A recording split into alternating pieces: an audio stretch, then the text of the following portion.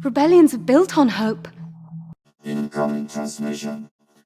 Radio Rebellion.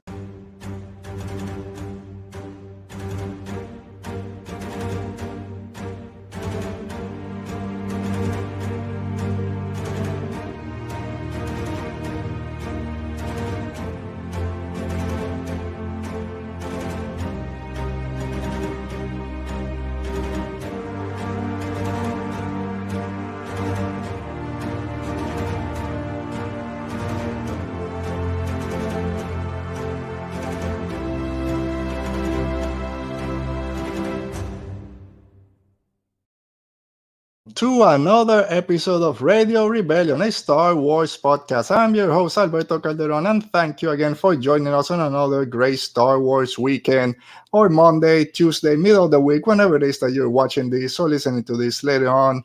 Thank you. Thank you as always for spending a little bit of time with us, an hour. Sometimes we go a little bit more like last week, sometimes a little bit less. It all depends on what we're talking about, and I don't know. It depends. You guys know how this goes. But again, thank you for being here with us. We got a great show today. Amazing guests with us joining to talk about a great book by Justina Ireland, Out of the Shadows. Man, the High Republic. I know we talk about it here almost every week, but if you're hesitant about jumping into the High Republic, guys, I tell you, go ahead and do it. There's still enough time that you can start reading the books and not fall too far behind. There's all the comics also if you want to do a extremely big deep dive, which I haven't done. I stay just with the novels, but there's 6 main novels right now, if I'm not mistaken. So if you still want to read it, go back, start with Light of the Jedi, and then go straight into Out of the Shadows, which is the final one, or the last one that has come out so far.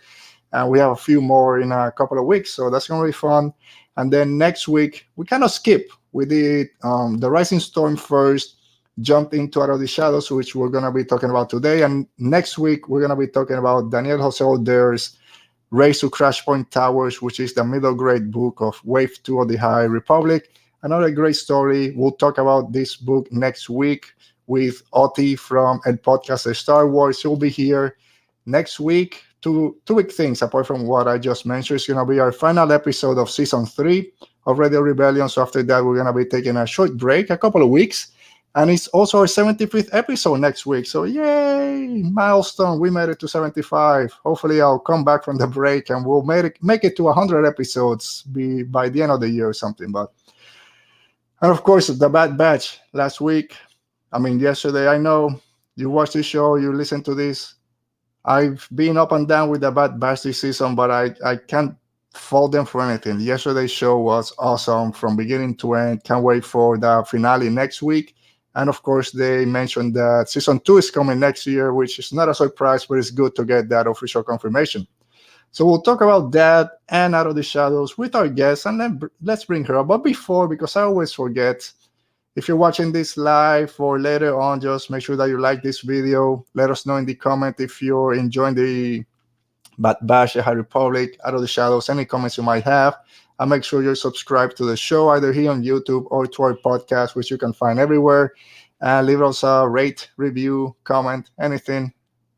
Love hearing from you guys. But all right, with that said, our guest today, I gotta take a deep breath to say all the accolades for this person. She's the editor-in-chief of Utini. She's a host for Future the Force podcast, Starbird Dawn, Project Stardust, and she has a great Instagram page, Star Wars book reviews with some great Star Wars photos out there of all the books.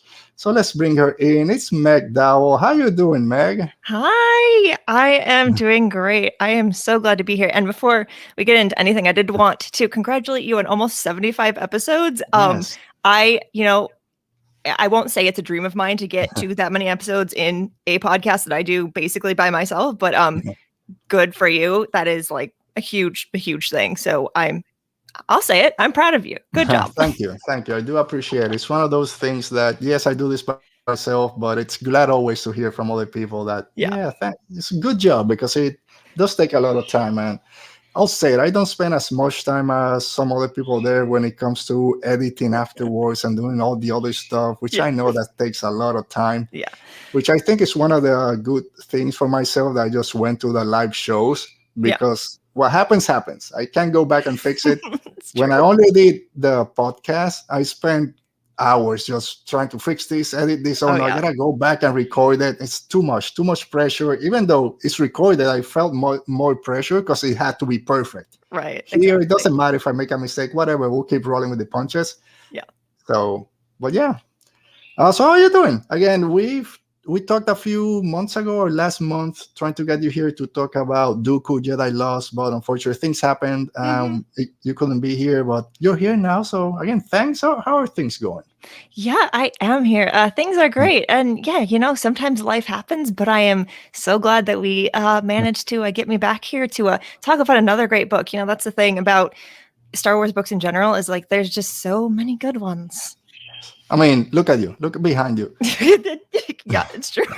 I was going to wait, but I'll just jump right into a quick question because you're famous also on Twitter for saying how much your to-read pile keeps growing. It's 30 no. books, 32. Oh no. Have you made any progress? It doesn't seem like it. Oh no. Why are you asking me this? No. You know what? I will say last weekend it was probably about close to being under 20. And then this week a lot of books showed up. I don't know how it keeps happening. Books just show up here. I don't know, right? You know what? It's probably back up to like closer to 30 now. Oh, wow. I'm gonna be stuck here forever. It's just I started the year at 31 maybe, and it's just I've basically been there the whole year, so I give up. Yes. At some point, it's like whatever it happens, we'll stay there forever. Right? Yeah, exactly. But yeah, like you said, at least just Star Wars wise, there's so many great books coming out right now. Not just the High Republic, which is kind of the main line going out there, but we just had the Alphabet Squadron trilogy that ended a few months ago. We have the Throne Ascendancy, which the next book, the final one for that one, is coming in a few months, and then a lot of others in between. The Padme the Queen Shadow trilogy is also concluding in a couple of months. So there's a lot of Star Wars out there just in the book format. I don't like the High Republic for whatever reason. You have 20 others that you can focus on. So it's great for people out there that love diving into all this stuff. Yeah, exactly. It's like if there is basically at this point in Star Wars publishing, if there's like one thing you're not really into, there's always something else, especially like with comics always happening. Like if you're really not into the books, like there's still so many great stories happening. And there's like, I think at least 3 different comics running right now. So like there's a lot more than 3. I just picked a number, but there is always something for you to really just get into and enjoy that. There is something for everyone. Like I'm convinced that at any point there's going to be like one book or one comic at any time that you can really just be into. So it's fascinating and fantastic. I'm loving it. Yeah, I think that's one of the reasons I haven't really dived into the comics is because there's so many. And I don't if I start then I won't finish. Because we have the High Republic Adventures. You have the IDW, and that's the IDW one. Then you have the Marvel High Republic. You have the Afra comics, and now with the World of Bounty Hunters, the Vaderland, the main Star Wars. So there's a lot. There's again Star Wars for everyone out there. So I try not to be upset with myself for being so behind on the comics all the time because they're just they just never stop, and it's great. It really is. Yes, it is. So like I mentioned at the beginning, you not just are the editor-in-chief of Utini, plus you help host Future the Force, Starburst Dawn, of course, you started Project Stardust, plus your own Instagram page and many other things. I don't know, first of all, how do you have the time to be here, I guess, is one with all that stuff. But why be involved in so many different Star Wars ventures out there?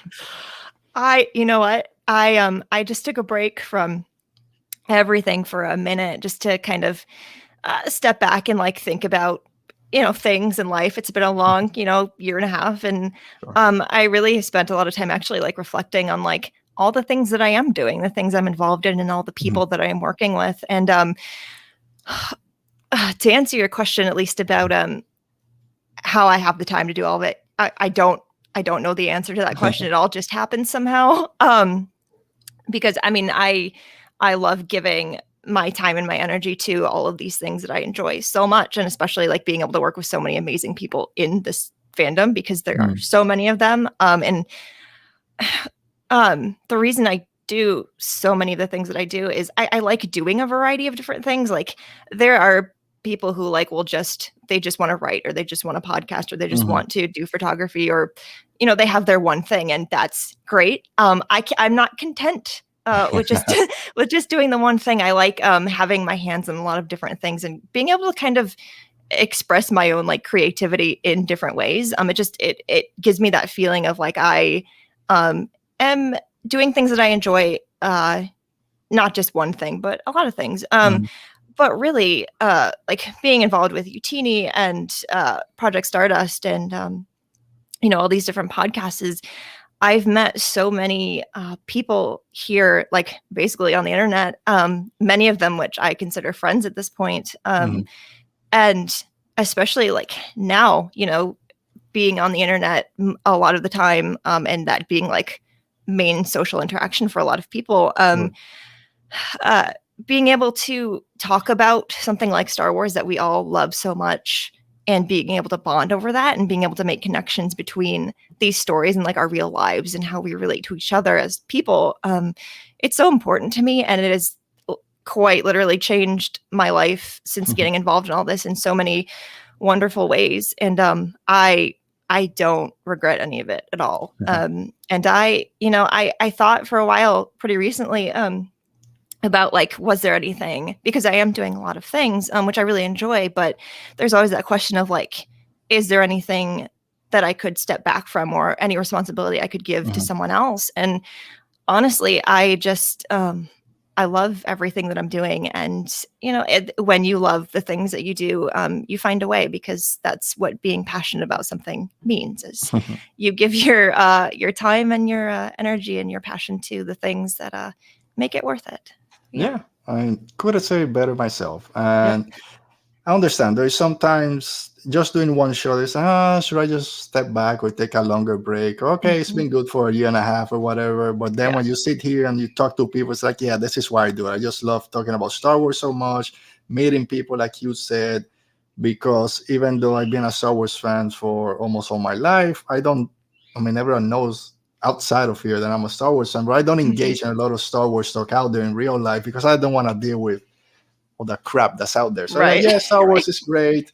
I'm the Star Wars guy around the office, but don't ask me questions, because you don't know. I might just make stuff up and you'll take it as whatever, because you're not sure. Right. But all the people I've met since I started this podcast, like I said, almost a year and a half ago, I've met so many great people just on Twitter, and some of the guests that I've had, that it kind of expands the reasoning why we're doing this. Like, yeah, we talk Star Wars, but look at all the people I've met with the same kind of passion behind it and love it for different reasons. And then you can start seeing it from a different point of view also. And that kind of have different point of view, of course. But that kind of keeps everyone going, which it's great to hear. And you did say that passionate about it, and you're very passionate about the Mandalorians and Darksaber and stuff like that nature. And you posted something, I think yesterday or this morning, you got a Darksaber lightsaber recently. I did. I managed to snag a Darksaber. Oh God, what's it called? From Galaxy's Edge. Nice.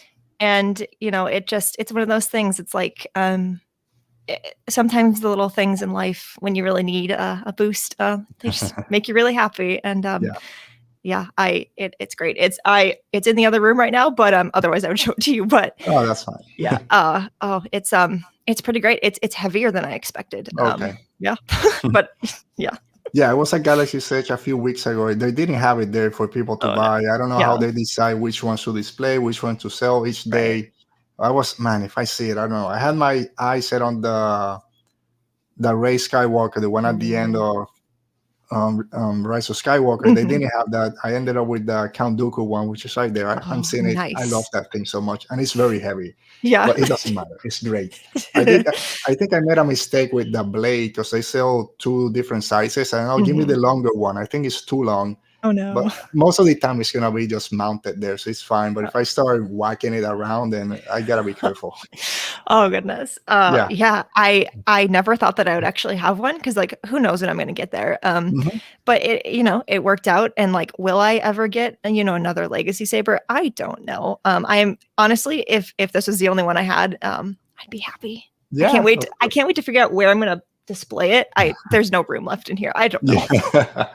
Yeah, that's the problem I have with this one. Is the hilt is curved. I can't use a stand or a Yeah. wall mount like the one I have back here for the legacy one. Yeah. Because then it's just kind of going that way. So I gotta figure out the best way to display it on the wall so people can see it. But I'll just grab it at night and just, it's red. So it's fun. Just to have some fun. Think ourselves as kids again. Nice. Yes. All right.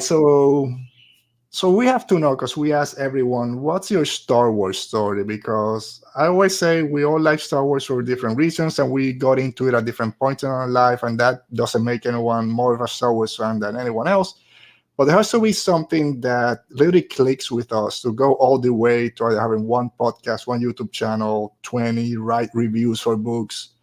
It has to be something more than just a casual fan. So what's your Star Wars story from when you saw it first time to when it clicked to, this is going to be part of my life moving forward?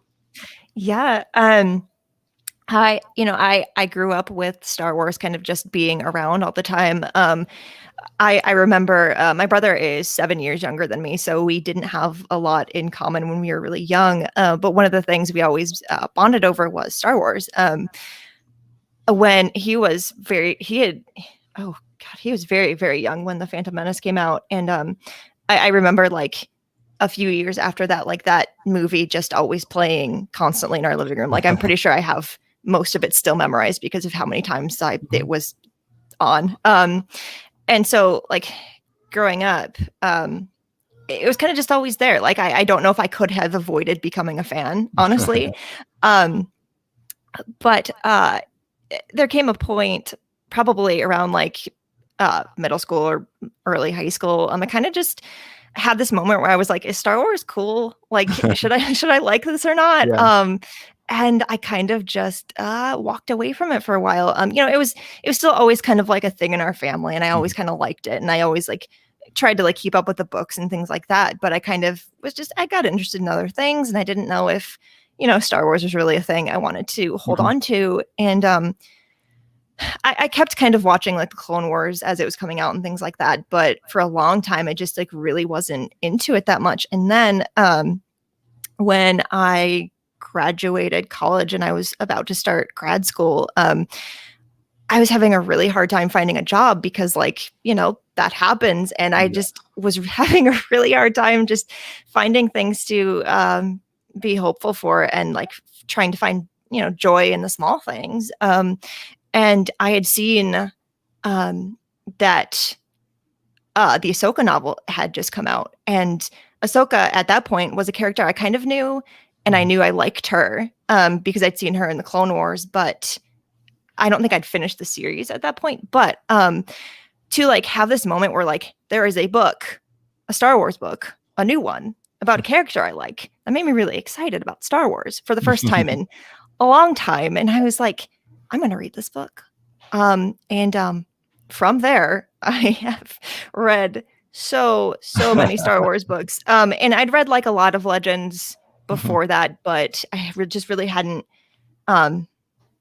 dived into it too much. And around when The Last Jedi was coming out, a few years later, I really had this a sudden need to like consume as much Star Wars as I could, because I bought my tickets for the movie in October and it wasn't coming out until December. And I was like, I need more Star Wars. So I started reading more of the books, and there were so many, and I couldn't figure out like which ones I was supposed to read in what order and things like that. And the movie came out, and it kind of months went by, and I still was like, I need to read more Star Wars books. And that's kind of how I stumbled on Utini. And from there, it's kind of become like the books have just become, to me, these stories that you can always pull something from to relate back to your real life. And in the moments where still I feel like I need something to have hope in, or it's been a really rough time for all of us in the past year and a half. and constantly Star Wars for me is this thing where I can remember like my favorite characters going through some kind of trial or struggle, and like remembering that like they got through it because they never lost their hope. And for me, that has just always been the thing. It is something that I love. It is something that brings me joy when I need it. And then I can take that and I can give that to others too and make them feel joyful with the things that I make, with the podcasts that I do or the things that I write. And it's so important. It has the potential to bring us together in so many amazing ways. And that was a lot, but that is my story. I mean, I love hearing people's story because they're all different for the reasons that and a lot of people a little bit older, kind of my age, grew up with Star Wars, and there's always that break between the original trilogy and the prequels, or that years, and then the same thing between the prequels and the sequel trilogy. That people do fall, I don't want to say fall out of love with it, but there's really nothing out there if you kind of prefer the visual medium. There's really not a lot out there. Yes, there was Clone Wars after the prequel trilogy, but it wasn't like now that you have to watch it when it comes out and have all these discussions. It's a Cartoon Network. We'll watch it whenever it comes. Then when it got on Netflix, a lot of people more gravitated to it. But there wasn't a lot of kind of in between all this trilogy. So people kind of try to find something else. But there's something that brings them back. Last week, I had Roberto Venegas here, the great artist. And his Star Wars story, very similar to mine. Grew up in the 80s, grew up with the original trilogy, very excited for the prequels. It was okay. People didn't have this great kind of reception to it, and then he fell off. And then it was the sequel trilogy that really got him into it, and the character of Rey, who is his favorite character, and then The Last Jedi, and they kind of changed everything for him. So it's great to hear these stories. And I really got into Star Wars when the special editions came out later in the 90s, because I had fallen out of it because I didn't read the books when I was younger. I didn't read the comics. It was just the movies. And then I got back into it later in the 90s, and from that point on. So it's great hearing all these stories that for people that are so into the world that we know, but we all got into it for different reasons. Like you said, oh, this character Ahsoka that I know, let me read her story, and then it blew up. So it's always exciting, and it kind of motivating for myself and others out there to hear all these stories. So yeah, it might be a little bit long, but it's a story. Right. We like stories that have this whole arc, right? That's what we talk about with the Bad Batch. Oh, the arcs and all this stuff. So thank you.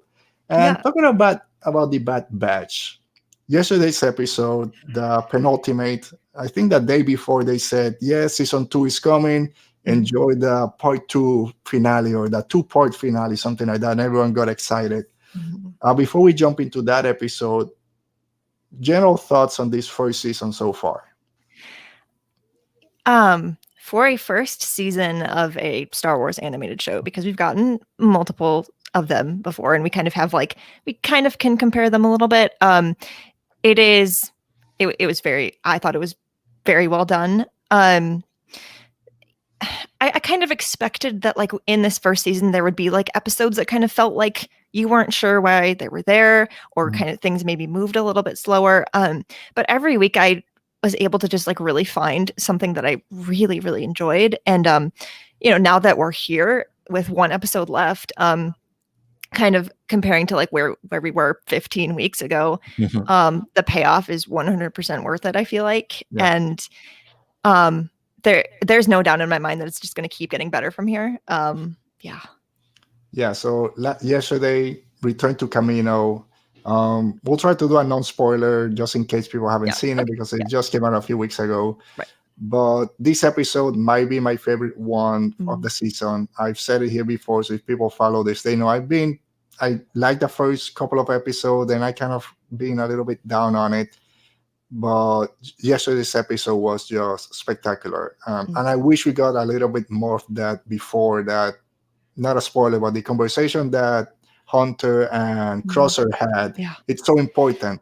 But I think I would have a bigger payoff if you have seen some of that conversation throughout the season, because they really didn't interact a little bit in that episode with Cat Bane, but there really wasn't just shoot to kill. Everyone there didn't care. There wasn't any real, hey, we're missing Crosser, what's going on? Why didn't we try to save him? There wasn't a lot of that.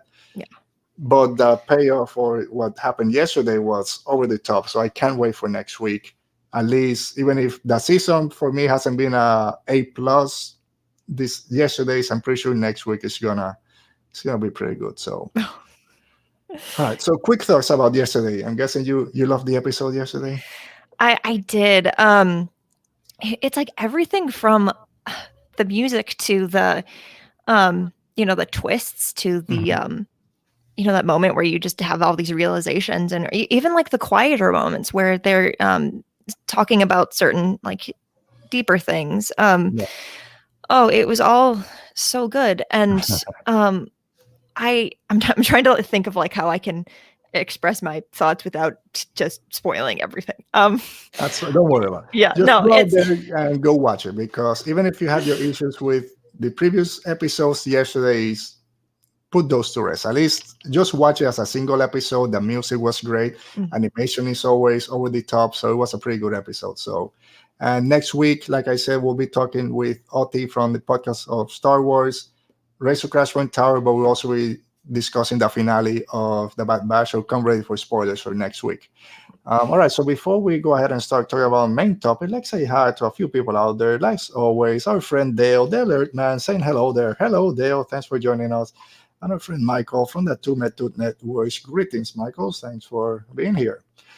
All right, so Meg, I think you're ready. I know I'm ready. Hopefully, you guys out there are ready. Let's talk Star Wars. And today we are talking about Out of the Shadows by Justina Ireland. The great novel out there. Let me show it again for you guys. Out of the Shadows. Got my friend Vernestra, Reed Silas, a new character, Sylvester Yarrow. So Out of the Shadows. So before we go into Out of the Shadows, we gotta always talk a little bit about the High Republic. People out there know I love the High Republic, but for yourself, a quick kind of general thoughts on the High Republic so far, and then we'll jump into Out of the Shadows. Oh, it's for me, the High Republic is the perfect story that has come at the perfect time in terms of like Star Wars as a whole, because right at the ending of what we're calling the Skywalker saga, and that story, like there's still some stories left to tell, but overall, like that's kind of we kind of concluded that. Now you have this whole new story still set in the same universe, still dealing with the same themes and things that you love from Star Wars just in general.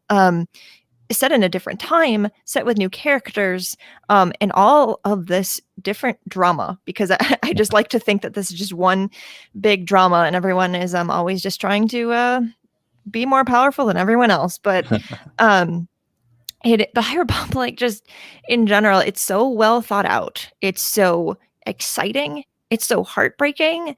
Every book so far has in a lot of ways been better than the last one, especially just because everything is so connected. And while you don't have to keep up with everything, but the payoff is so good if you do, because every book and I guess every comic kind of everything builds off of each other, and the story is just getting bigger. The stakes are getting higher, and I sound like I am doing some kind of like hype trailer for this whole thing. Maybe that's what I'm doing. I don't know, but it's so good. And I know that sounds like a very simple review of the entire thing, but we didn't really know like what to expect, and I think we've all just been blown away in the best way possible. Yeah, I mean, so far I am not reading the comics. I've said it before. It's too many out there, and I know Right. everyone's busy, so I don't want to say, well, I'm too busy to read it, because that kind of puts other people down, but I just haven't found the time to get into it. I'm this close, because I'm seeing some of the cover art out there, and like, oh man, there's Ola Yoreni, which I love, is coming, and then you have the crew of the vessel is on IDW. I'm like, man, I should get into this. And then there's Avar Chris riding a Rancor. I gotta know what's going on. Right. But so far there are 6 novels, I believe, even if it's the adult ones, the YA on the middle grades. They always, like you mentioned before, there's something in each book to take out of. And usually there's one character that, for me, there's a new character in every book that I just love. And there's something in the stories that keep pushing Star Wars forward. Yes, it's 200 years in the past, but it feels like Star Wars. and there's connections everywhere. If you didn't read the first book and you started with The Rising Storm, you might be a little bit lost, but you can get the gist of it. Right. When we watched A New Hope, we didn't know what the Clone Wars was. There was a mention, and okay, there's a war, something happens. Okay, so if you read The Rising Storm, oh, something happened on Starlight. I forget the whatever Hetzel. Something happened in the planet of Hetzel. Okay, that's fine. Eva Chris is the hero. Let's go from there. So yeah, you get more invested and you understand the story more, but you can still jump in at any point and still know Right. what's going on and grab something out of it. So for me, everything has hit so far. Very excited for what was announced a few weeks ago. Mm. And we still have some books like next week or the week after. We have the Monster of Temple Peak with a great Ty Yorick, the Monster Hunter. I am getting those, which they was to be, I believe, a graphic novel. Now it's kind of divided into 4 chapters. When I get those, Yeah. then we have Tempest Runner featuring Lorna D. Yes. That audiobook coming, or audio drama, I guess they called it, coming out at the end of the month. So there's a lot still coming up. So very excited for what came before, what we're discussing today, and then what's in the future is just it's gonna be, there's a lot. It's gonna be awesome. It's gonna be good. So real quick, let me recap this story if I can. I have a long paragraph here to recap this story. I don't know if I'm going to read all this. So let's say, so it takes place a few months after the attack on the Republic Fair. Sorry.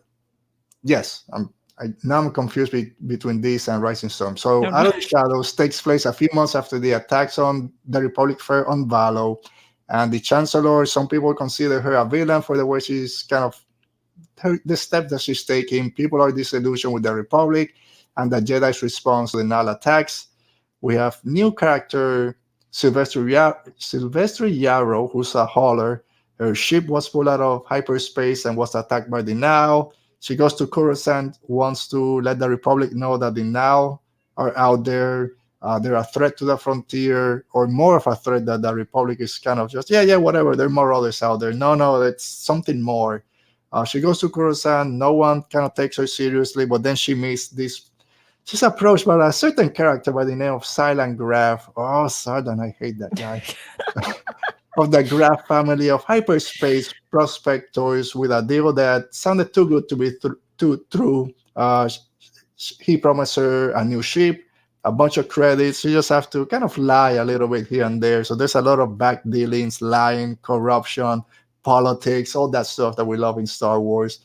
The core worlds and Coruscants were worse than the supposed backwaters, because Sylvester is used to being in the Outer Rim, how bad everyone talks about the Outer Rim. When she comes to Coruscant, she sees that it's a different way that people kind of get their way. It's not just fighting and killing, it's lying, doing things behind your back, stuff that at least we're upfront when we try to kill you or whatever. We're upfront with it. She's not used to people just going behind everyone's back and lying for everything.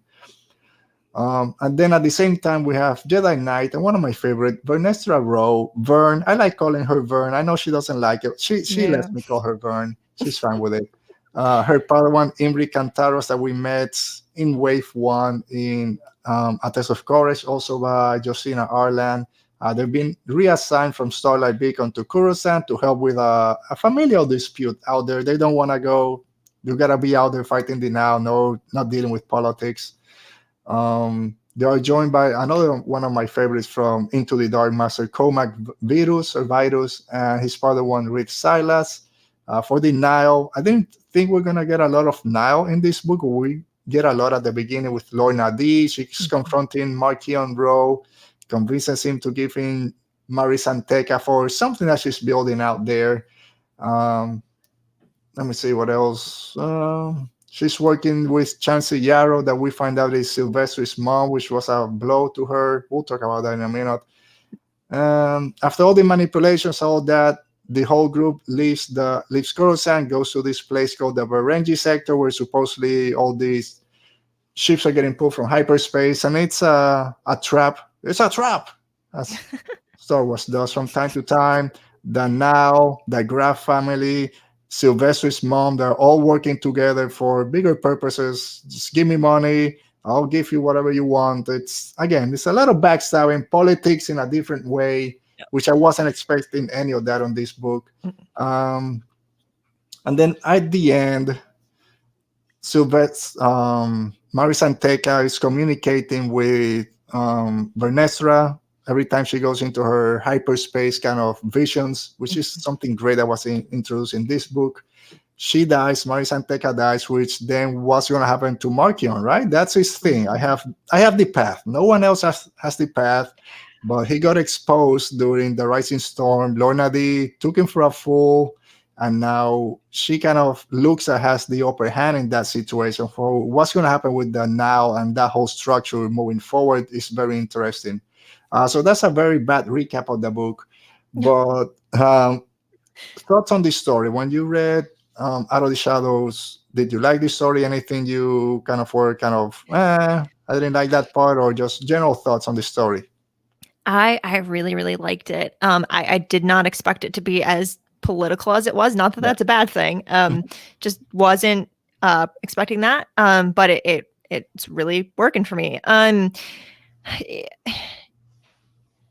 There were points where it kind of felt like it was moving a little slow. But I feel like the last, especially like the last third, really makes up for that. Because it just gets going, and when it gets good, it really, really gets good. But in saying that, also, like, I do still appreciate like I'll call them the quieter moments, because that's like where a lot of your character development sometimes has to happen. And that can happen in more fast paced moments, but also if you're just like chilling on Coruscant, like sometimes it works. I haven't read a ton of Justina Ireland's work, or I hadn't before. Oh, why am I blanking on the name of the first one? Of Courage. Yes, that one. I always forget the name of it. I don't know why. It's a long one. It is. But I love that she's able to bring characters from that previous story and other stories into this. That's one thing that I'm really loving about the High Republic, is like the authors get to share characters and kind of take characters from each other and develop them, and then give them back. Here you go. What are you going to do with them now? I read this book really quickly the first time, and then kind of took my time through it the second time after I'd done all my reviews and things. And I liked it better the second time, just because you kind of, now knowing where everything kind of ends up, you can kind of like pick out like the hints and the pieces, and like what's coming, so you can kind of get the hints. And you really start to hate some characters when you do that. But yeah, I really enjoyed this a lot. So that's something I need to start doing, coming back afterwards after I read the first time, because as I'm reading, I'm taking notes and doing all this mental stuff. Okay, I gotta talk about this in the podcast, but let me write this on the review. So it kind of takes a little bit out of it. But then afterwards you see it and start thinking about, okay, at this point that I didn't like when I read it, I do enjoy it now, but going back and reading a second time, I usually use this as a reference. When I watched Rebels the first time, I enjoyed it, but it wasn't, okay, it's great. I went back after I knew the story, and became my favorite animated show because it's just awesome. We're going to go into all that. But I'm sure the books are going to be the same, because I know the story and I can pick out, oh, this is happening here because of what's going to happen later. Right.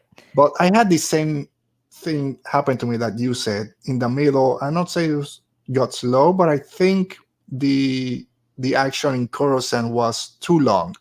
Because it seemed like some of the points were getting repeated. Like, how many times can Silent Graph lie and trick Sylvester Riaro to get his way? Right. But at the end, it needs to be, because it can be just a one thing. Oh, he tricked her once, and then that's why what happened at the end happened. Right. It has to be, you gotta, like you say, you gotta hate this character. Right. And so same thing, it kind of was a little bit long in the middle, but once you know what's going on and they leave Coruscant and the whole kind of plot is, the whole Nihil plot is kind of revealed, it's like, okay, now I get it, and you get back into it. Even you weren't off of it, but you kind of get back into it. Right. We'll jump into the characters soon, because I think that's where we're going to be spending most of the time. But I do enjoy that, seeing those characters. Vanessa Rowe is one of my favorites. I loved her in A Test of Courage. I almost forgot. A Test of Courage. And then when I read her here, I fell in love with her again. It's just like my daughter a little bit. It's something for that character, because I'm just going to jump a little bit into talking about characters. she's this person, not Anakin, but this person that's up here, right? She's Jedi, the youngest Jedi Knight ever at 16. Now, like she's 17 or 18, and people expect all these great things from her. Master Geos, who's the greatest Jedi out there, next to Avar Kriss, more or less, expect so much from her. She's still trying to find herself, and she's in that, like any teenager finishing high school, going to college. What am I gonna do with her life? But people expect so much from me. So she's this person that I understand it. You feel you connect with those characters, and she's one that I just love everything I read about her. And then again next week with Crash Point Tower, she's there a little bit, and she's then a little bit opposite the way some characters look at her, like, oh yes, I understand how you're so poised and you're a Jedi Knight already. But there's something about that character that I love so much. So yeah, seeing all these characters jump back and forth from the books and seeing other people write them is pretty awesome.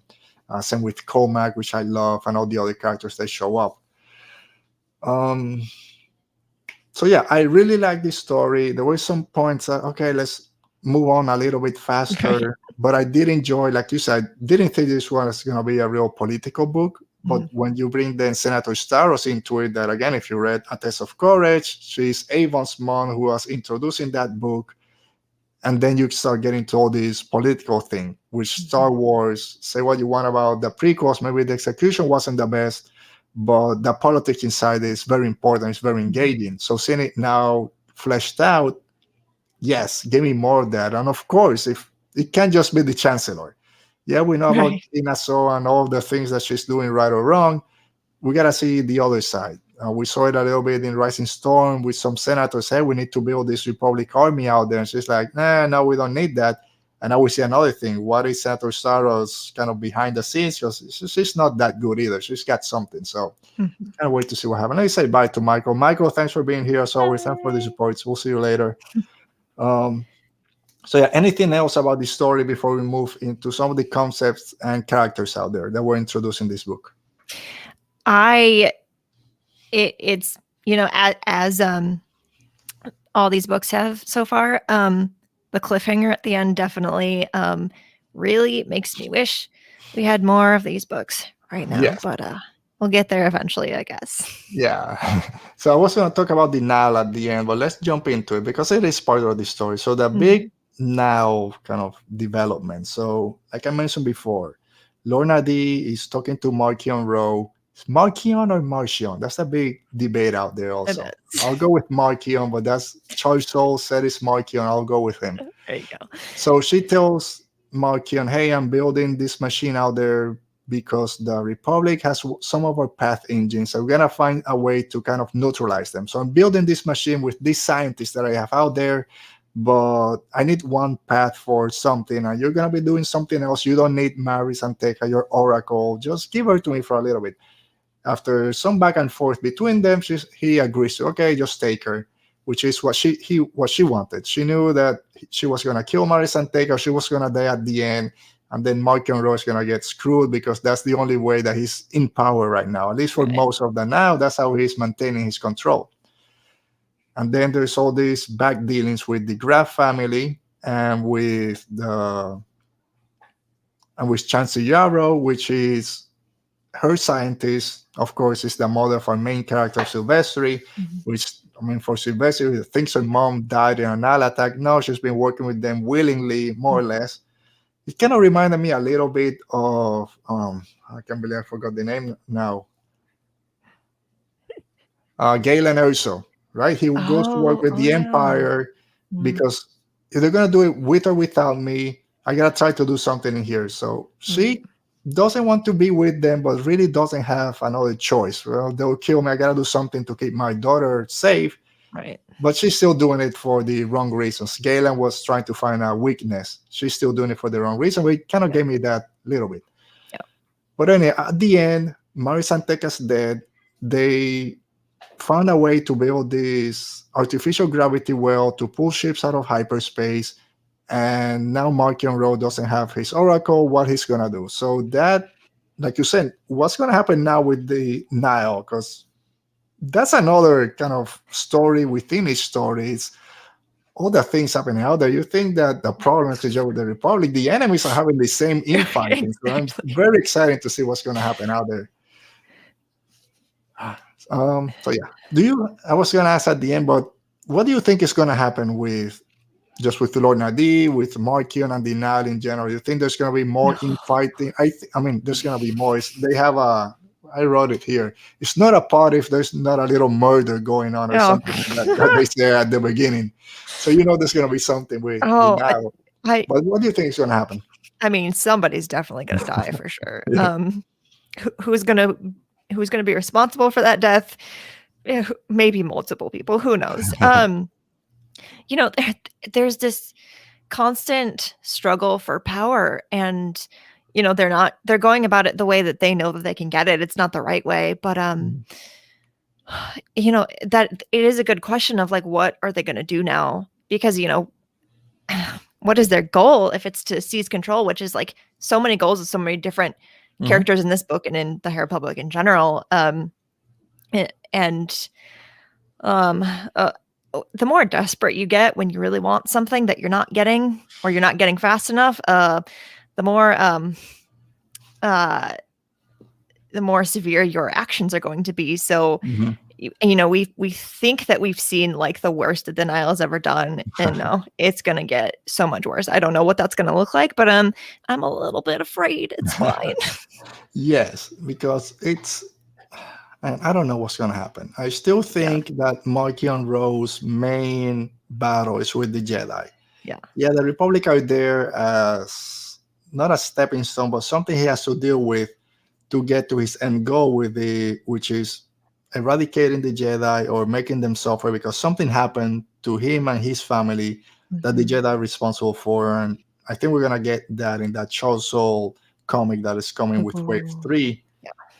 Very excited. So I think that's his main goal. Lorna D, she wants power, but she's one of the few or the only few, apart from Markion of the Nile, that kind of thinks a little bit more. It's not just let's go and kill people and raid and take everything that we can.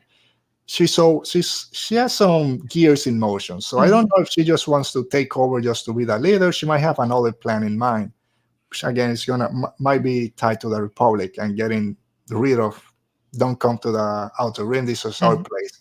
Yeah. So it's going to be very interesting to see how that plays out. If Markion says, whatever, keep the now, I'm going to go with my leveler and take out the Jedi. Yes, that's scary. Sorry for bringing those emotions back and those memories. It hurts. It hurts so much. All right, let me compose myself again. No. I think he'll go deal with that and say, okay, I'm not going to fight you. You take me now and do what you do. I'm going to go do my other stuff. I think they're going to separate. That's just me. So we'll see. But it's very interesting to see what's going to happen. Yeah, I'm really looking forward to Tempest Runner. I feel like we'll get a lot more of like what Lorna D is doing and thinking and where she's going to go next in that. And just audio dramas in Star Wars lately in general have been just fantastic, especially Dooku Jedi Lost. So to have another on the way, it's going to be very, very good. Yeah. So Dooku Jedi Lost, I didn't do the audio. I didn't get it's an audio drama. I won't get it. Dooku, he's a good character. I don't care too much. I finally got it because I was on vacation. I gotta read some Star Wars, like you said. I need something in between. There was no Harry Potter, nothing. Yeah. So let me get it. So I just got that paperback and it blew my mind. Again, I got his lightsaber. I spent hundreds of dollars on that. And now I love this character so much that I liked him in Attack of the Clones and in the Clone Wars, but I didn't gravitate to him after Dooku Jedi Lost. This is one of my favorite Sith out there. So hopefully for Tempest Runner, Kevin Scott broke our heart, but he's a great writer out there. He can do something else. And then, of course, for the Republic and the Jedi, in this book and the High Republic so far, we start seeing a lot of Jedi start to get disillusioned with the Order. For Vernestra, we should be out there fighting the now, not doing all this kind of, attack one group over here. We got to be more aggressive. And she knows this isn't the Jedi way. But then we have someone like Cormac Virus that we met in Into the Dark that has also his issues with the Order. So is it the Order or is it the will of the Force? When they clash, what are we doing? So it's very Right. interesting to see now more and more Jedi kind of with that type of mentality, and we find the Order or the will of the Force. We also see the Jedi kind of getting more involved with Republic politics. That we know this is the problem in the prequels. We're already getting to that, where Right. Stellan Gios, the great Jedi Master, is kind of in the middle of the Senator and the Graf family. Of course, if you have money in Coruscant, you're gonna be involved. Again, real life. If you're a millionaire out there that donates, because the Graf family, Starlight Beacon was built thanks to the Graf family. So we're gonna have some say on what the Republic is gonna do, like happens in real life. Yeah. Even if we know it sucks, it's the way it goes. So It is. why are the Jedi already getting involved in this? So wait, and you want to jump through the page and slap a few people. Don't do that. If you're going to come back, look what happens 200 years from now. Right. It's because we come at this. This is the other great thing about the High Republic and going backwards. I mean, Star Wars just going backwards and telling quote unquote prequel stories just always works.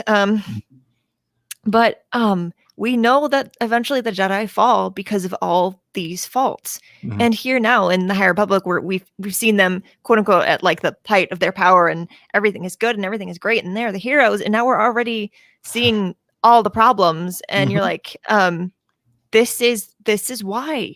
It's because of money and power and wanting that influence and thinking that you're right and not listening to other people. And the Jedi, it doesn't end well for them. It's not going to be okay. And here we are just sitting here watching them make all these mistakes, and we're like, oh, please don't do that. And speaking of mistakes, everyone wants money, power, influence.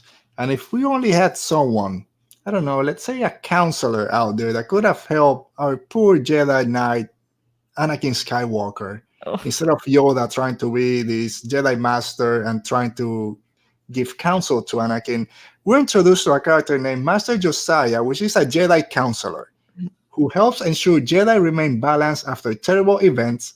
And he said that remembering was part of how one dealt with the pain and trauma of disaster, which is 180 degrees what Yoda tells Anakin when he's going through terrible events. Forget, train yourself to let go of everything you fear to lose. And Josiah, a Jedi counselor that does his job, says, no, we have to remember, because that's how we deal with trauma of disaster.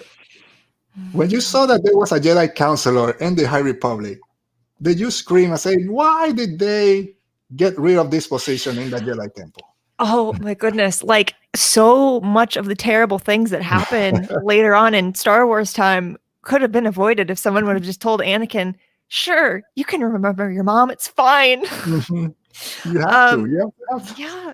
I'm loving all the time they're spending on showing the Jedi and how they're dealing with emotions, and how they kind of look at it differently than the Jedi that we know of later do.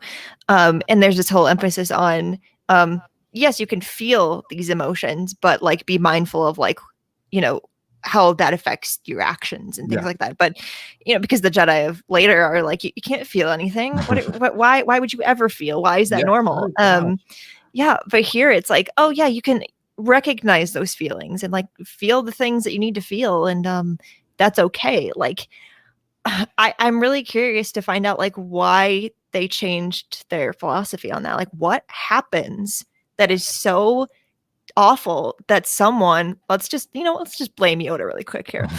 What is so bad? What disaster is so devastating across the entire galaxy that Yoda's like, yeah, no, we're not going to feel things anymore. I don't want to jump into hate Yoda bandwagon. A lot of people right now, and again, he did his mistakes. Yeah. And I don't know if he owned them or not, but a little bit. He went on to Dagobah for 30 years or 20. But because I love Yoda and everything he says in the books, I think it still work. But yes, one of the things that gets me going to the future of every book is, like you said, what happened to change the Jedi mentality from what we're seeing now, because everyone feels the Force a different way. They're open to relationships, feelings. What happened to then say, no, that's one and done. Now it's this way. Don't feel anything. Close yourself off. What happened? And I can't wait to find out, but that's going to be like 2-3 years in the future. Yeah. How much pain are we going to feel between now and then? Yes, It's all pain. It's so it's much all- pain. Yes. Another great thing that this book, I mean, the High Republic has done in general, just by bringing different diverse artists into this, is that we get diverse characters. And here we have characters that are more not just open to relationship in the Jedi, but their sexual orientation is different. We have openly gay characters in Sylvester Yarrow and Jordana, I was say Brewster, but Jordana Sparkburn, her on and off, on again and off again girlfriend. We have Vanessa, which is kind of an asexual. She hasn't never feel that sexual tension or whatever that people her age feels, which is similar to, I forgot his name from Into the Dark. Oh man, what's his name? Who Oh, are you're gonna you? kill me. Oh So- no. Now I'm going through the alphabet. A, B, C. What is his name? Someone in the chat. Anyway. What's his name? Yeah, it's from the vessel. The captain. Not the captain, the pilot. It's really gonna bother me. Yeah, the Matthew McConaughey guy. Anyway, so he's the same way. He's like, I don't care. Love is love. I don't feel that sexual connection, sexual attraction to anyone. So we start seeing all these characters in Star Wars, and it's not a big deal, right? It's the characters. This is who they love. Let's go with the story, and it's great seeing this explored more, which is something that a lot of people, including myself and you, and most of you have been on this show. It's no, give us that's life, and of course there's gonna be that in Star Wars because who cares? It's aliens and stuff. Right. It doesn't matter. So it's great to see that representation out there. So let's jump right into the character. So the main character of this book is this brand new character that Justina Ireland brings, and it's Sylvester Yarrow that you can see here in the cover. There we go. It's a little bit. And we get introduced to her. She's with her crew, Nihil, and I forgot the name of her droid, M222. Yeah. And they get pulled out of hyperspace. And the now comes, she mentions, I think, like a month or 2 months before, she lost her mom to a Nihil attack. And they have to escape in this kind of escape pod. And Nihil and M222 go to Port Haley, and she goes to Coruscant to let them know what's happened. But then through all this, she finds out that her mom is alive, that she's working with the Nihil, supposedly. She's this great scientist. She gets kind of in this game with Silent Grab. She's just going to take him for a fool to take his money and hopefully get a ship out of this. But as she keeps going, she's like, oh man, I keep getting more and more into this. He's not as stupid as he sounds. And then she gets involved in everything that's going with the Jedi. She really doesn't trust the Jedi because they're not doing anything out there in the Outer Rim, really. The Republic isn't. No one's listening to her until this guy comes in. So, Sylvester Yarrow, you like this new character? Anything that resonated with you about her? I like her a lot, and I like that we can continue, like in these books, to bring in characters that we know from other stories, but also introduce new ones. It's interesting to have a main character that's not a Jedi, and to also have them like within the story kind of like comment on that and kind of give their feelings on the Jedi and how they feel about that. I can't imagine what it must be like for her to have such hatred for the Nihil for something that she thinks they did, and she thinks that her mother is gone because of them, and then to find out like, oh no, my mom is fine, but she's just working for these people that I can't stand. That is, in Star Wars you have to find these different ways to make characters relatable, because these are people, but also it's fake and in space, so you have to find situations that a reader can kind of look at and be like, oh, I felt that, I get that. And I mean, I have not experienced this exact thing in my own life. But to see like now that she has such a complicated relationship with her mother because of this, and where do they go from here? And to see her mother like continue to do this work, despite everything, like, what are her motivations and things like that.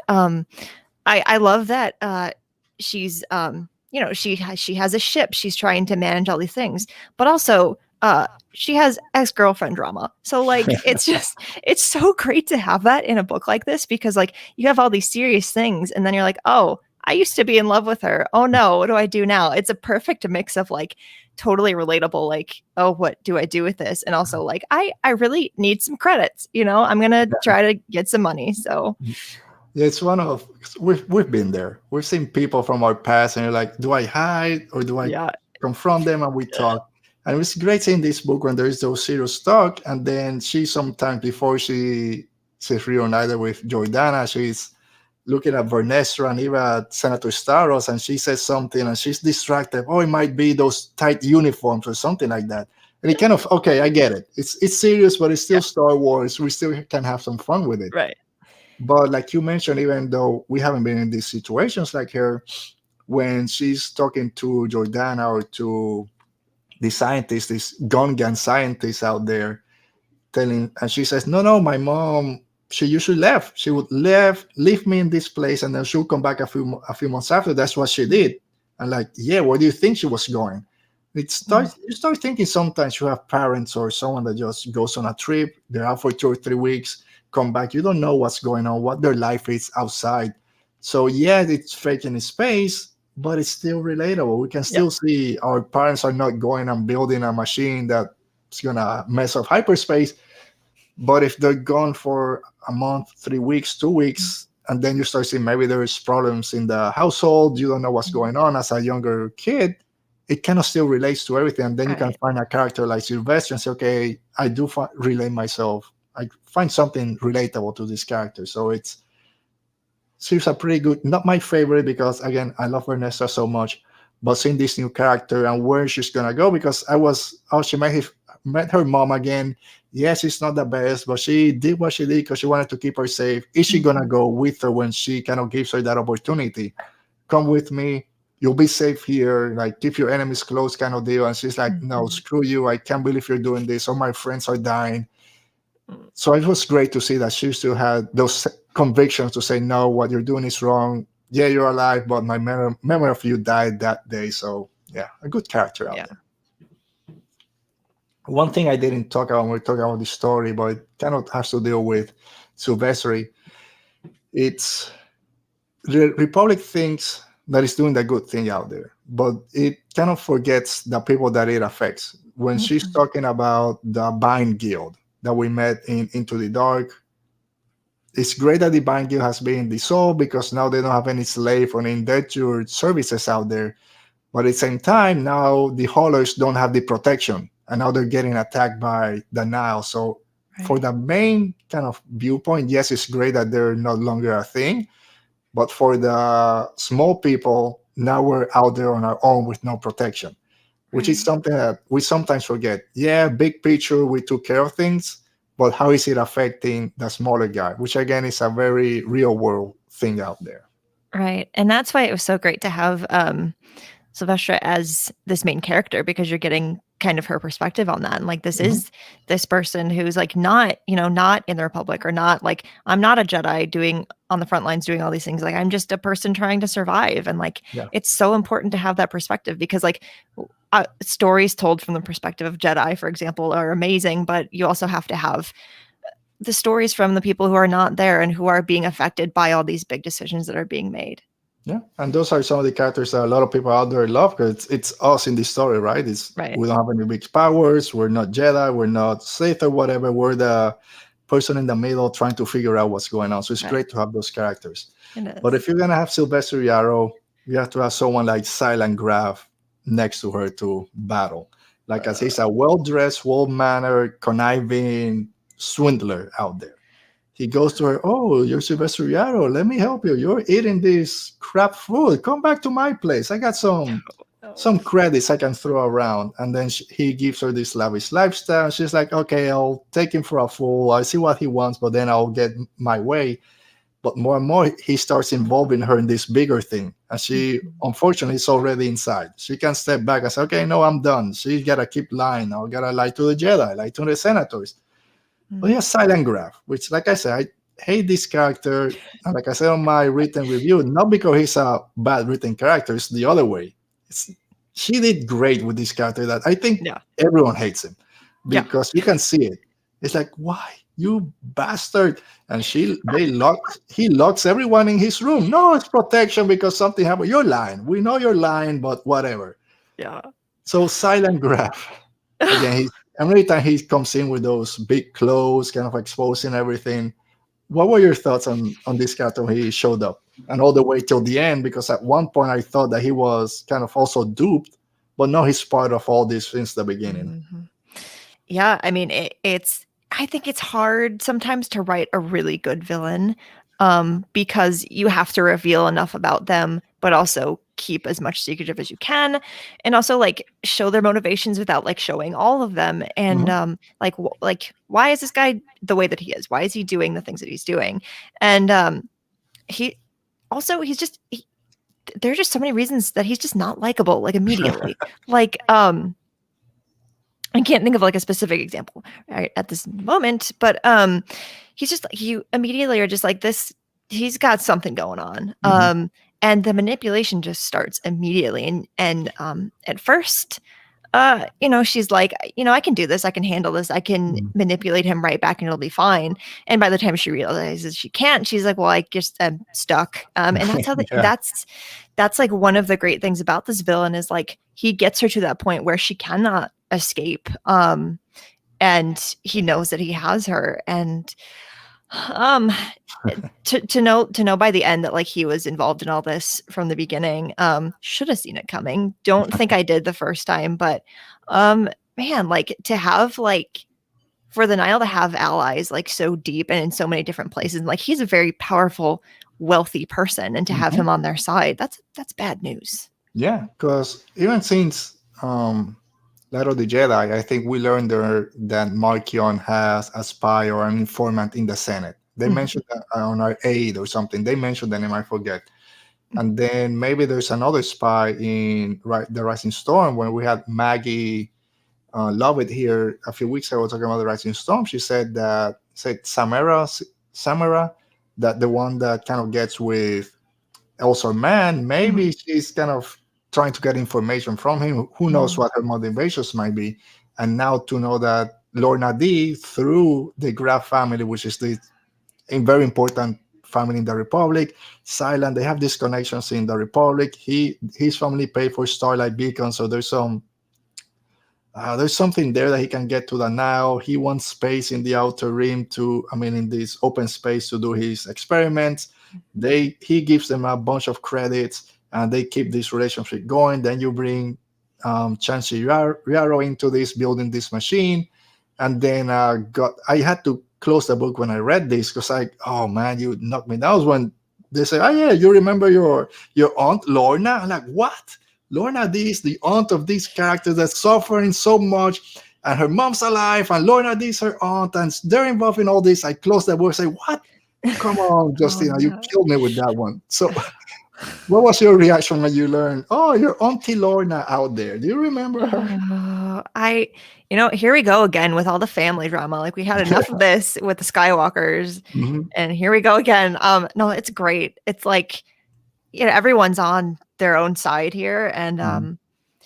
just first to have her mom, doing this, and then like, oh, everyone's against you now. Oh, I was pretty upset. Even so, the second time I was like, oh yeah, this is not great. Yeah. All right, so jumping now to Vernestra, like I mentioned, I see her almost as the co-lead of this book because we have the non-Jedi with Sylvester, and then you have Vernestra as the Jedi that's again having some survivor's guilt from surviving the Battle of Valo, having trouble connecting with her Padawan in Imri and helping him kind of control his power of sensing everyone's emotion. Mhm. And like I mentioned before, people expect so much from her every time someone mentions her. Yeah, this is the young Jedi. And oh, you're Vanessa, all this and that.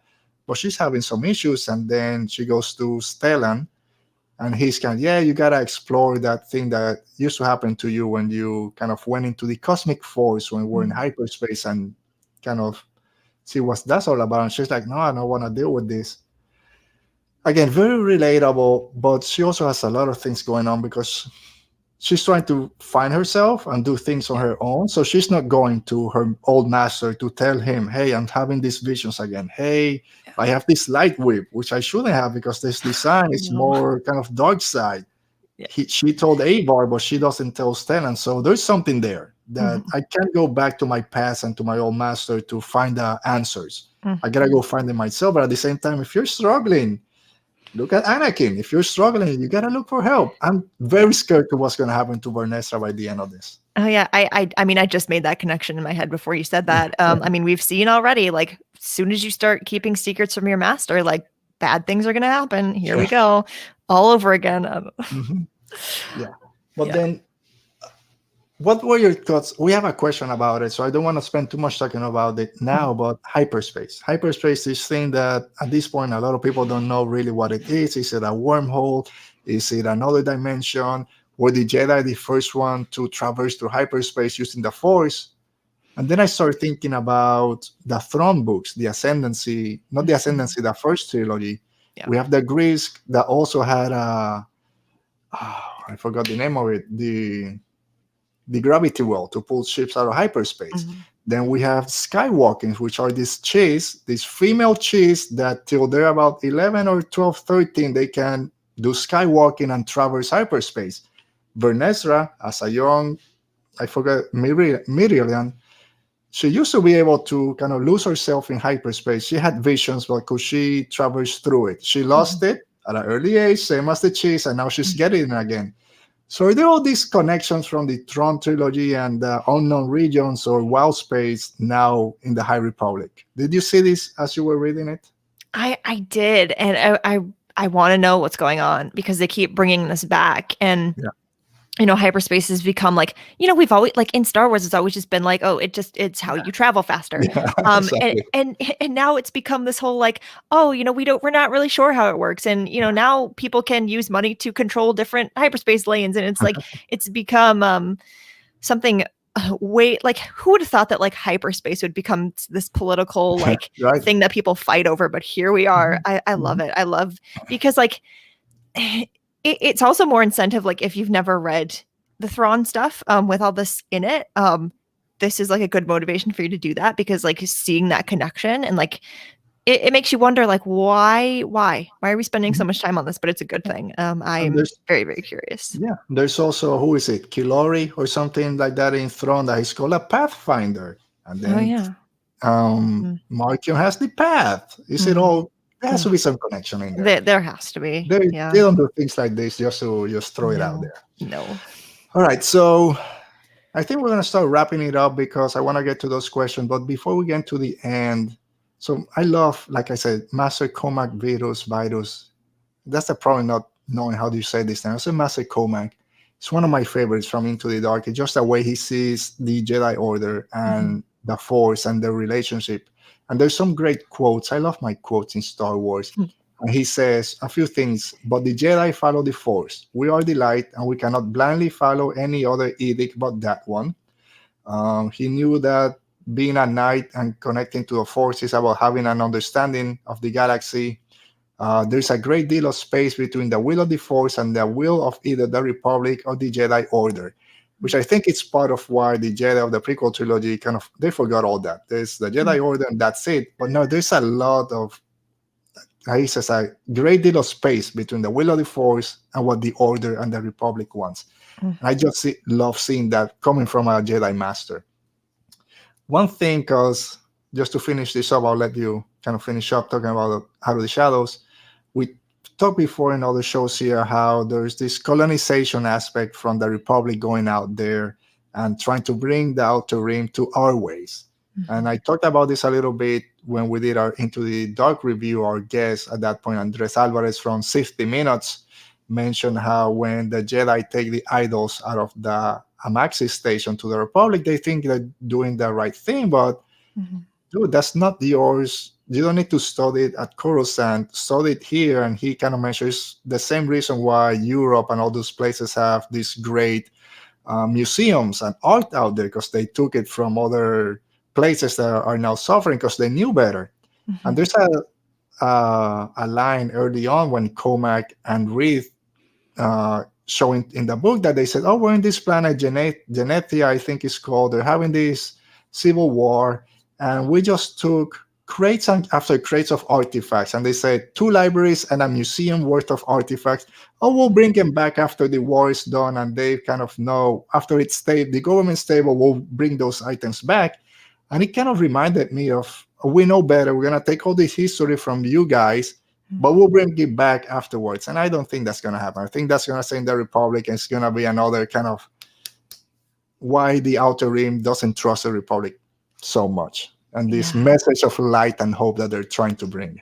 Yeah, it's hard because like they are really trying to do what they think is the right thing, and they're trying to, bring so many different people into this like feeling of like we're all hopeful, we're all together. But like they're not going about it the right way, and also they're not listening to the people. Like, what do the people want? What do the people think is best for them specifically? It's so easy, I think, for the Republic to think like we know what's best because we are the Republic, and so we're going to do this thing that we think is going to make the whole galaxy better. When it's really not, and it's not like for some there is, but for not for everyone. There's no ill intent. Like they're just trying to make everything better, and unfortunately, like when you really have your mindset on thinking you're doing the right thing, and you just don't listen always to people telling you you're wrong, and that's when bad things happen. Yes, I think that's a good way to end it, because bad things happen, and that's the High Republic. There you go. So finishing up, and I know we mentioned this a little bit at the beginning, but what do you, I don't want to say hope to see, but what do you think is going to be the future of future High Republic stories? Where do you think we're going after this? I mean, Starlight Beacon was a great idea, and it's brought plenty of good things to the galaxy, but let's be honest, it's probably something. Here we go with the bad things again. I don't think it's gonna make it. Yeah, and with that title of that novel for Wave 3. No. Wave 3, I forgot the name, but something. Fallen Star. The Fallen Star. Yeah. Oh, Claudia Gray, please. Claudia Gray. Don't hurt me. She's going to anyway. It's fine. I mean, she'll do it in the best way, because she's the best out there. Oh, that's true. But yeah, again, I don't know. The Now have a lot of issues. The Republic and the Jedi have a lot of issues, and they intersect. It's going to be great out there for Wave 3 and what's coming next. So can't wait for it. And I think with that, we're going to jump to one of my favorite parts of the show is when I get to listen from you guys. It's segment Rebel Thoughts.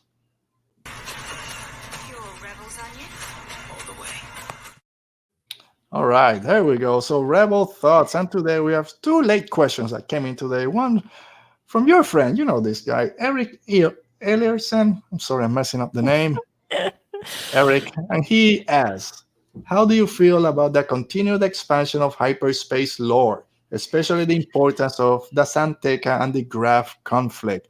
So we mentioned a little bit before we talked about the questions about hyperspace and how something as trivial as hyperspace for a lot of us, like you said, just punch the coordinates and jump to hyperspace. So yeah, that's the highway. Who cares? Yeah, right. But we're starting to see that it's not that easy. There's a lot of complications to building all these hyperspace lanes. So again, we talked already about that, but this Santeca versus the Graf family conflict. Are you enjoying this? And again, I didn't expect this conflict of hyperspace between 2 rival prospecting families.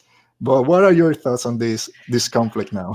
Again, more family drama. Yeah, more family drama. I love it. I'm here for it. I just had this thought, and it's really interesting to me how, we spent a lot of time in Star Wars, like seeing like different sides fight over planets and territories, and like, forces are on the ground doing these things, or, you're in a specific sector trying to control the whole thing. And now there's this whole, we can control parts of hyperspace now. We can take you can't get to this part of space unless, you pay us a fee or however it works. I don't know.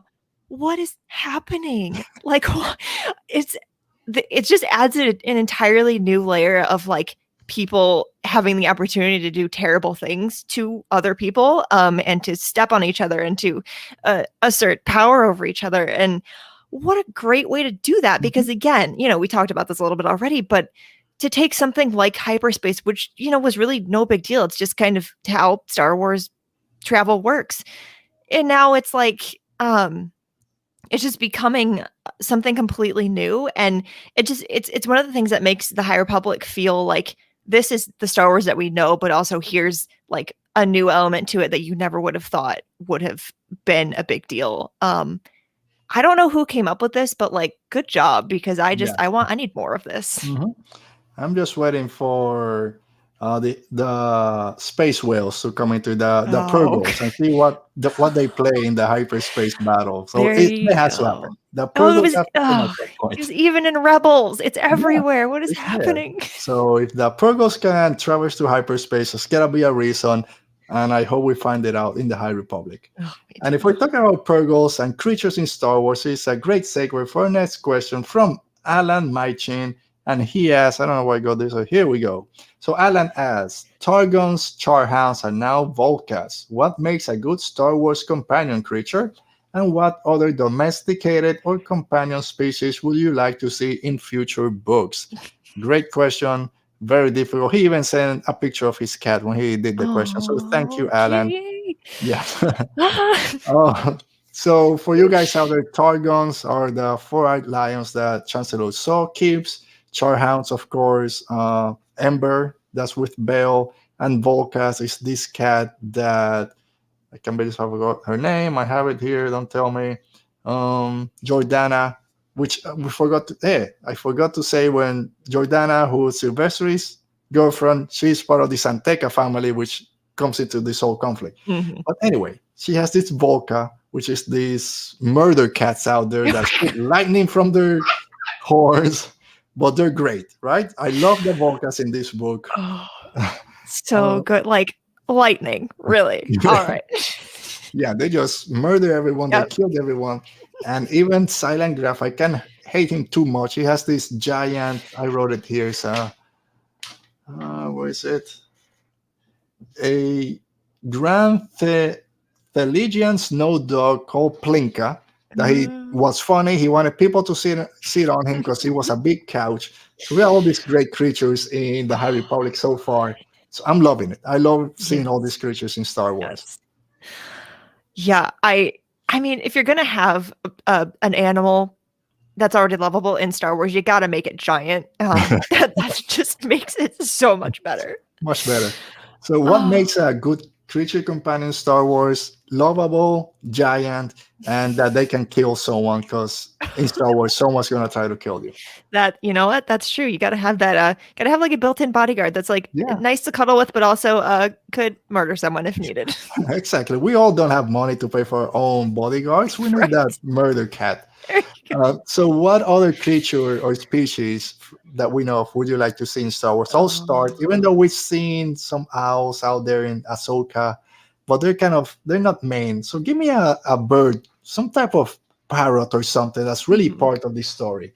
Like, again, Jedi, Dooku Jedi Lost, this master that kind of deals with the dark arts that Dooku is really kind of hangs out with. I forgot her name. I'm sorry. She has these, what are the name of the owls in Star Wars? Convors. Convors, yes. Thank you. So she has this convor that she kind of gets, hey, Duke, I'm going to be out, kind of look after her and kind of use the Force to kind of guide her. Well, give me more birds in Star Wars. Giant, again, has to be a giant parrot. Maybe instead of feathers, give it fluffy feathers. And, of course, giant talons to take people and rip them apart. So give me birds. Give me a nice bird out there. What species would you like to see? Okay, so I mean, we already have wolves, so we know wolves are a thing in Star Wars. But being a lover of wolves and associated similar animals, give me more. Give me all the wolf things. Give me small ones. Give me huge ones. Give me, I don't know. Give me all kinds of varieties of wolves. They're just, I mean, it meets all your requirements. I mean, they can be fluffy and cute. They can warn you if something's going on, and then like they have really big teeth. So like there's your other component. Yeah, giant paws. Yeah. So yeah, I think we got a good one. So thank both to Eric and Alan for their question. Very, very cool. Something different out there today. All right. So I think that's kind of a wrap. So thank you to you guys on the chat. Thank you to everyone that's been there helping us. Thanks, Meg, again. We tried to do this last month. We got to do it today, and we'll do it again in the future. But Oh, yes. for people out there, where can they find you and all this stuff that you do? Yeah, you can find all of my things on Twitter at Meg Dowell. Check out Utini, especially since we've been talking about the High Republic. We are all over it. We have, what's the reading order of the High Republic? Like, what do you need to know? What are the characters? We have all the resources that you might need to find, like anything you're curious about in the High Republic, but also any Star Wars book. The whole point of what we do there is we want to meet you where you're at in the things that you like about Star Wars and introduce you to new stories that you may not have known about. Like you said with Dooku, Jedi Lost, take characters that maybe you didn't love in the movies or in any other medium. And, if there's a book about them, you might just fall in love with them. So check us out at utini.com. We have podcasts, we have written guides, we have all the things. That's where you can find me and all the stuff that I do. So all right, so make sure to go follow over there. Utini's a great place, like you mentioned, Joss. I want to know what book this writer wrote, or what should I read if I read this one. You guys are doing great with that, the interface of that website. So yeah, go check that out. For myself, again, Radio Rebel Pod on Twitter and Instagram. You can follow us there. I got a Radio Rebel podcast website. It's on the link tree for my book reviews, trying to get that going. And again, if you're watching this now or later, make sure to leave us a comment. If you're listening to this on the audio podcast, it comes out on Monday on all your podcatchers out there. And yeah, next week, like I mentioned, will be our final episode of this season.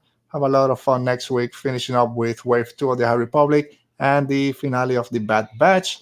And I think that's it. So thank you, Meg. Thank you to the chat. Thank you again to Alan and Eric for the questions. And as always, stay safe, be safe, and may the Force be with you.